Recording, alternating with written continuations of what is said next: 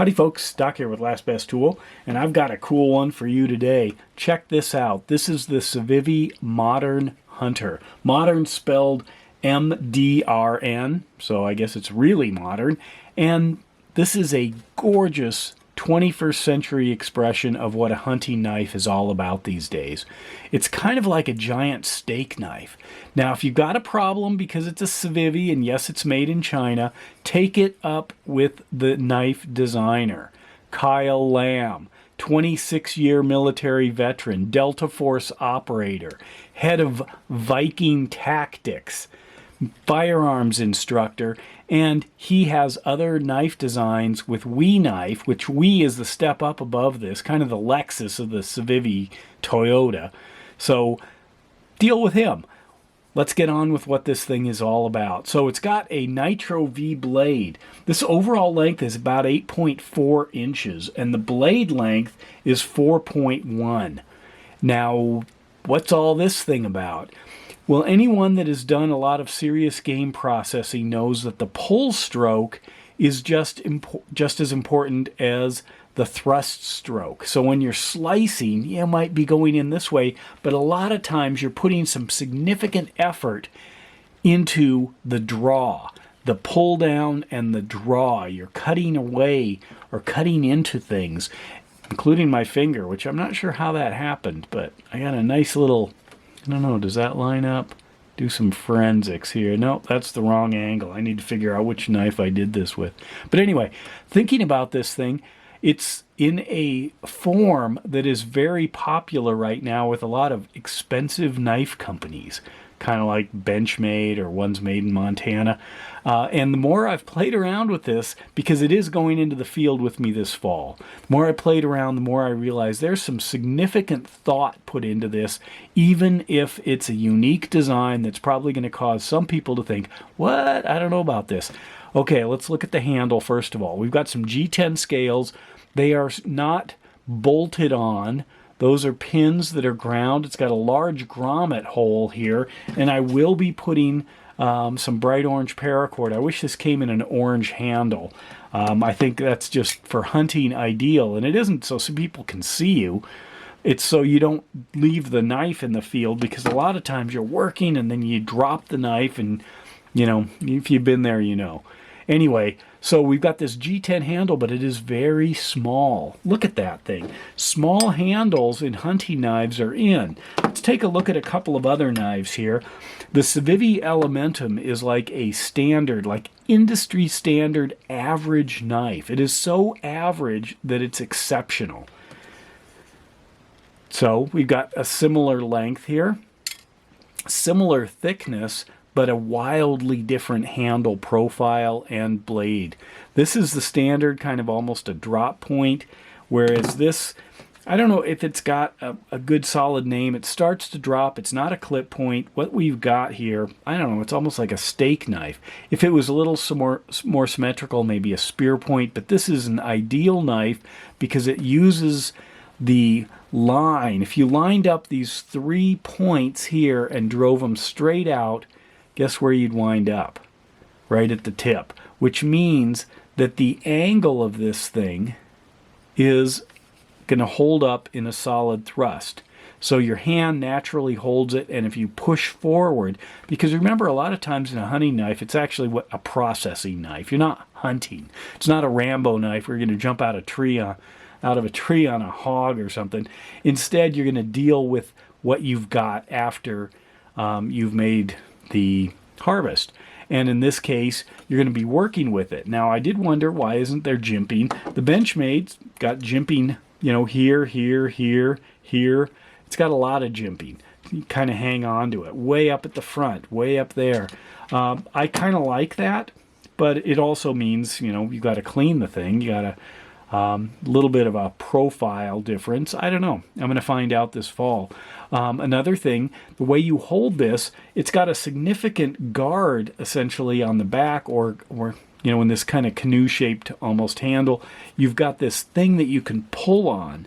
Now, a lot of times we worry about pushing, you know, and we build up a guard kind of like this. They've even got a carbon fiber inlay on this Benchmade Altitude.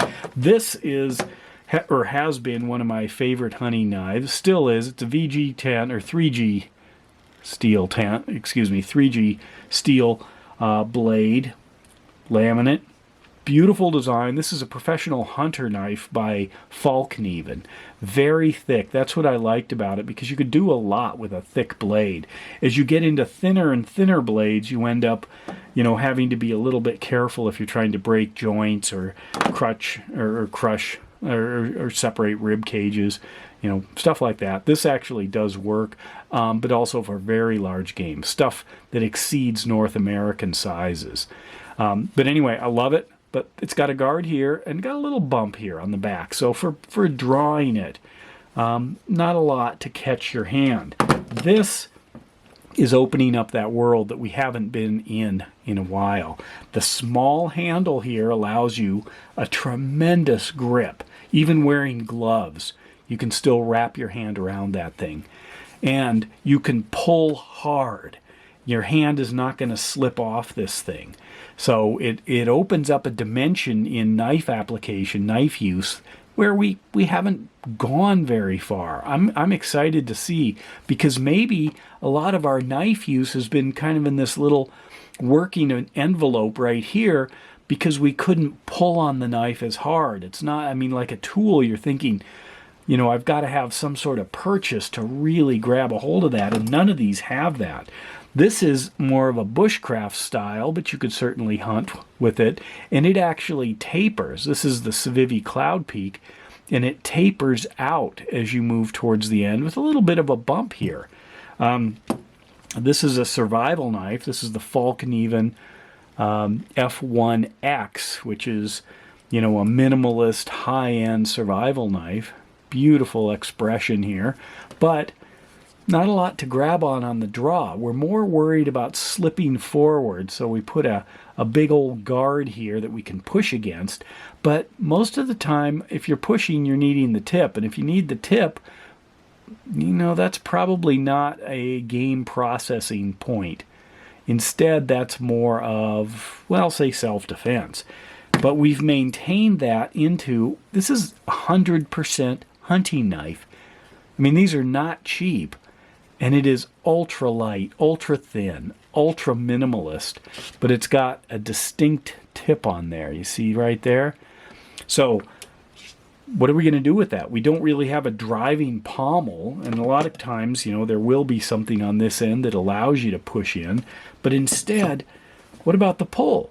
And that's kind of neat here. I'm sure Kyle Lamb in his designs was thinking, wait a minute, this is how I use the knife. Why can't I relax my hand a little and do those draw strokes, which is over half probably of all of the cutting you do in game processing.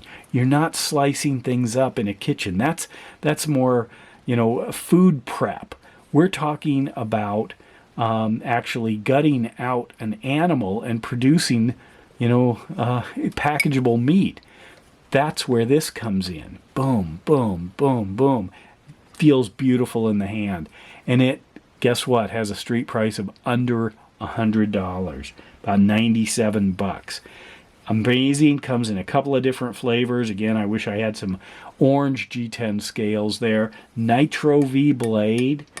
They're calling it a drop point. Not a lot of drop point there, and it has rounded edges here. So if you're thinking you're going to strike a fire steel with the spine, probably not. But go ahead and use the blade. It's a Rockwell of about 60 plus or minus 1.